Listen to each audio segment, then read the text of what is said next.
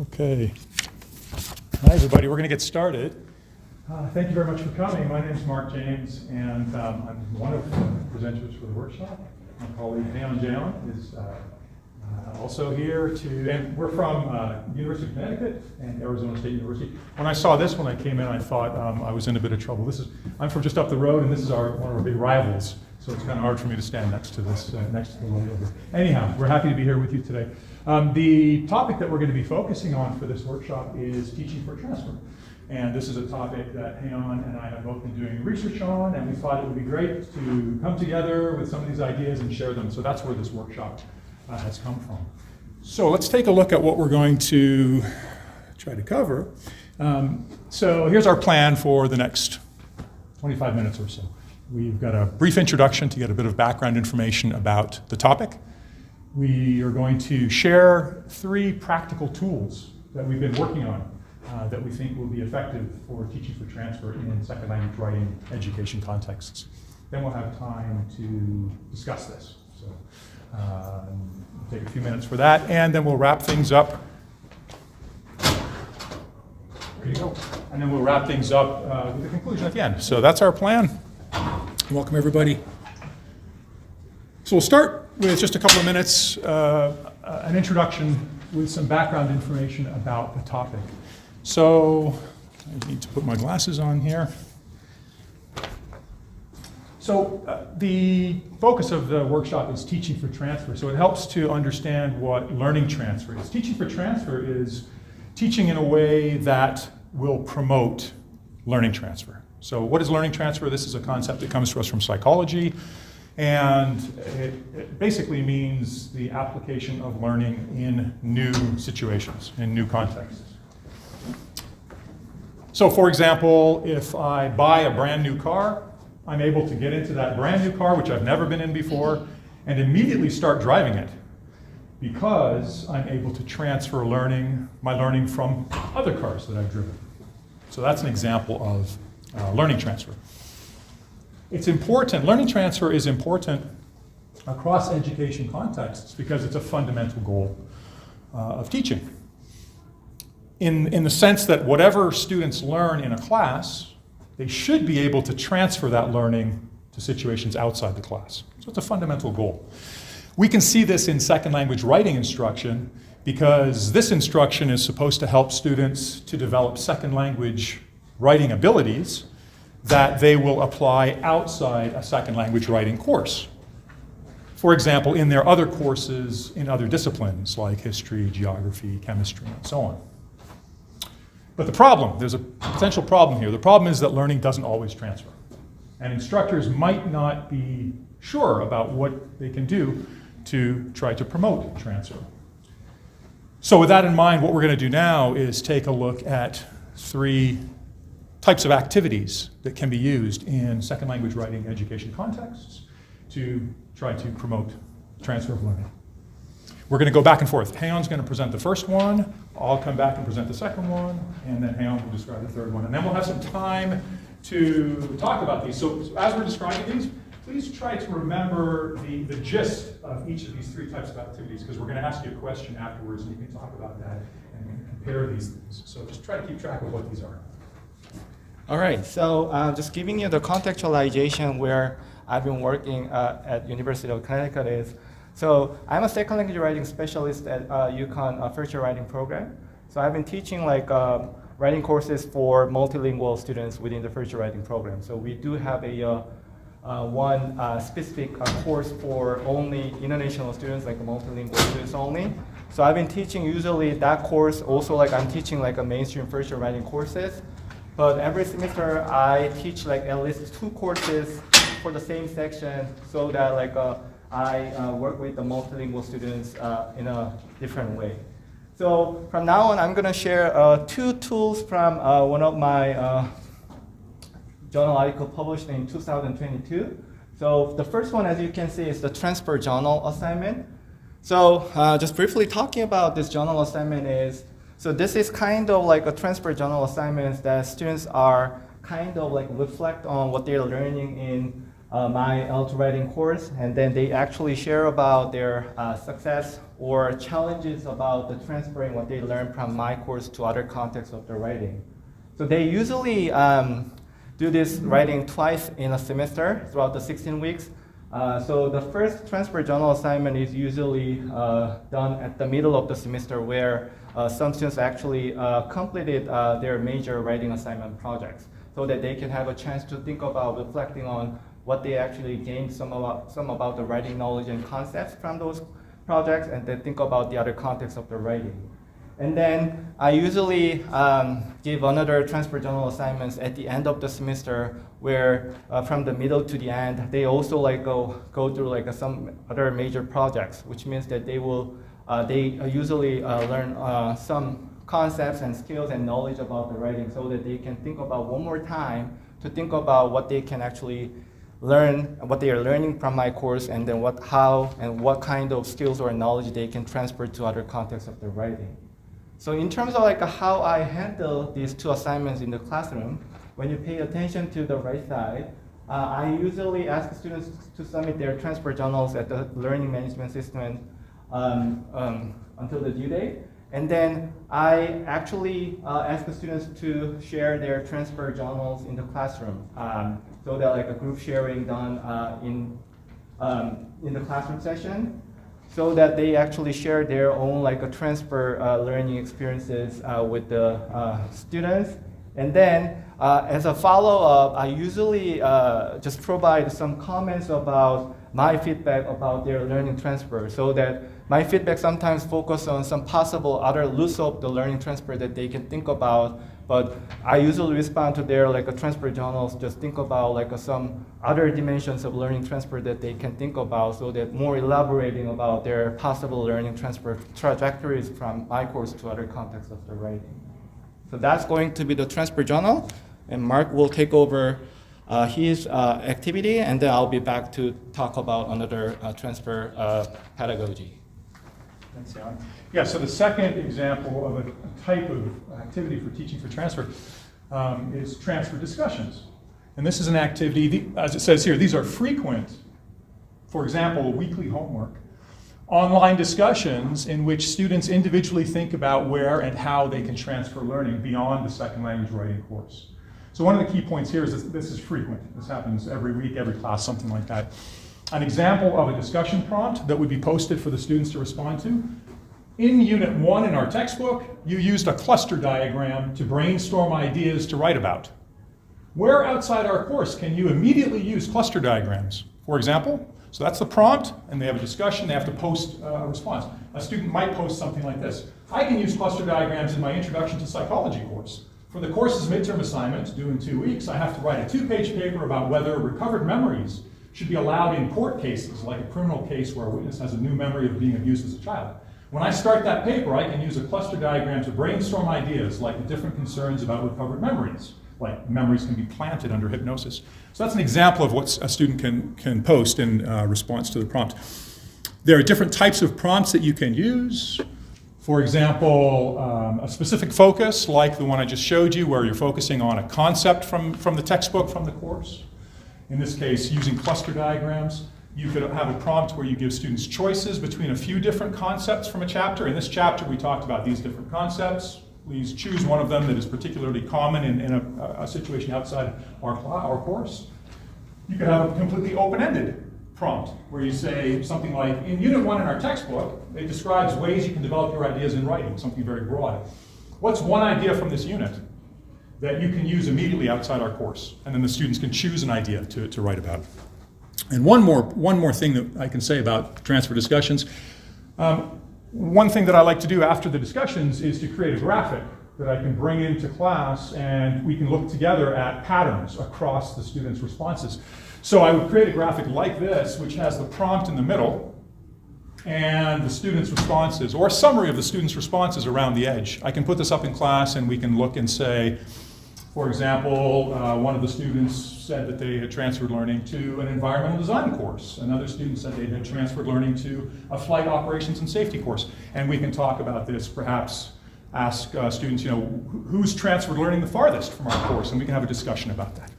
So that's an example of transfer discussions. And back to Jeon. Then I'm going to talk about another very interesting activity that I've been doing in my classroom at the end of the semester, and that's going to be the transfer imagination activity. So what I usually use the last session at the end of the semester is all about this transfer imagination activity, because students actually at the time go through like 16 weeks of the semester, which means that they really had a lot of chances to learn a lot of like things about the writing. So this is kind of like a group activity that students actually imagine that they are working on writing assignments from a different like majors that they could take in the future, and then they describe the learning that they could transfer to the assignments. So the reason that I was thinking about this idea is I'm actually serving as the writing course like a committee that I'm reviewing a lot of like a writing course syllabus from other majors, which means that I had opportunities to look over a lot of like writing assignments and syllabuses from other course like engineering and nursing and also like journalism. So I actually asked like those professors like to give me like their writing assignments so that I can use those assignments into my classroom at the end of the semester, so that in each group they actually take on like one possible like assignment from so many different majors. So they actually try to like analyze in a group so that they can think about possible learning transfer from my course to that target writing assignment. And then they actually discuss this, and then they actually create a transfer mind map. So they each group like kind of like visualizing how they can use something that they learned from my course to those target writing assignments, so that they just do some mini presentation, about 10-minute presentation about their transfer mind map in the classroom. So so that's actually my transfer imagination that I do, and then Mark will go back to the discussion part, because we just want to spend more time to more like interaction. This is the workshop nature, so we just want to move on to the discussion part. Right, yeah, exactly. So those are the three examples that we wanted to share. And so now we thought we'd take a few minutes and for us to have a chance to discuss these. So perhaps we can take 5 minutes and you can just talk to a neighbor, see what you come up with, and the questions that we thought would help to guide this are as follows. In the presentation, we've described 3 techniques for promoting transfer in second language writing courses: transfer journal, transfer discussions, and transfer imagination. In the second language writing education context where you work or plan to work, which technique would be the easiest for you to apply, for example? And second question, what challenges do you expect when you try to transfer these ideas? That might help to guide the discussion. 5 minutes, I think that's probably good, and then we can see what questions or comments come up. We can spend another 5 minutes sharing. We've also got a handout. In case you can't remember what those 3 activities look like, we printed out the slides, so I'll come around and hand those out as you're getting started with your discussion. But we'll check back in with you in 5 minutes and bring it back together as a whole group.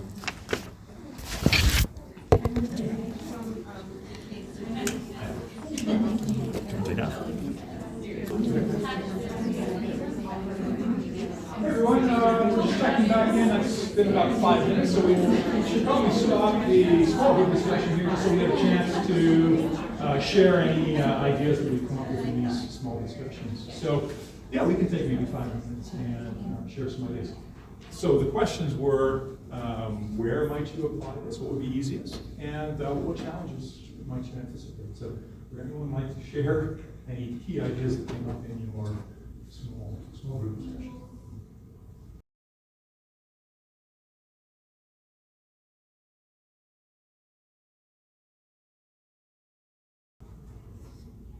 I wonder if that might be related. We were talking a couple minutes ago about the language that we use in our prompts. Mm-hmm. So for example, if we use something abstract like the word transfer, I think that might be a similar kind of concern, right? How are we preparing students to do this? If it's too abstract the way we set it up, students are going to struggle with it. Try to make it as concrete as possible.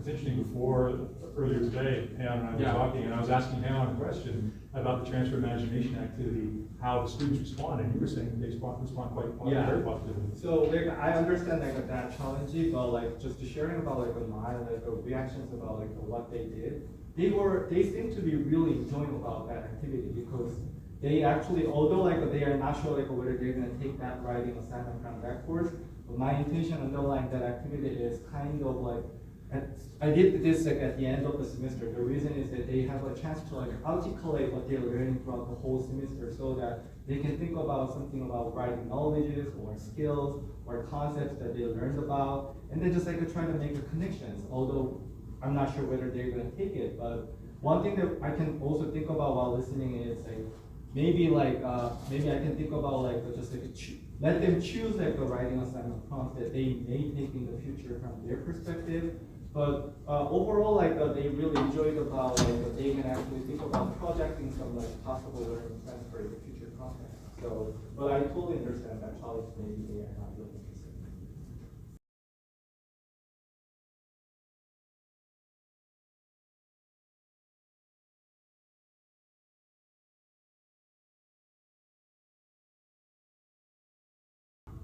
Interesting. I know I've been experimenting in my class with those different prompts for the discussions. With the same concern, I think if I make it too closed, well, let's see what happens if I make a closed prompt. Let's see what happens if I make it more open. And it's interesting. The responses are predictably different, right? So if I ask about one concept from the textbook, they all respond to that and focus on that. And if I open it up and say, what from this chapter did you find that you could apply right now? I get a whole bunch of different, which is very interesting. And I don't know if one is better than the other. I think I'm still trying to figure that one out, but I think you're right. That's what happens. I'll just keep running out of time here. I think we got time for another comment. Sure, one more. Yeah, one more.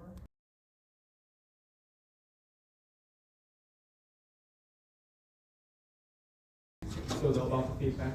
Yes. So I usually like, so for example, like when students actually share about like some challenges about their learning transfer, something that like sometimes like they like shared about like I'm not really specific about like how I can transfer about something that in the future context.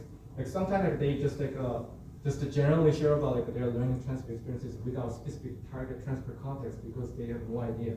So in that like type of like assignment, I usually like share about like some possible transfer context that they can take from my course to the possible future context because we cannot actually predict like all the possible like all the future transfer context. But I said like have been like collecting a lot of like writing courses from different majors. So I realized that there are so many connections that like students can make.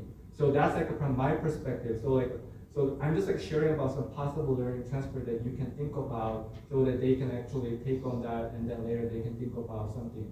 And I have one student actually like I just like in his like transfer first journal, he actually struggled about like coming up with like a specific transfer context.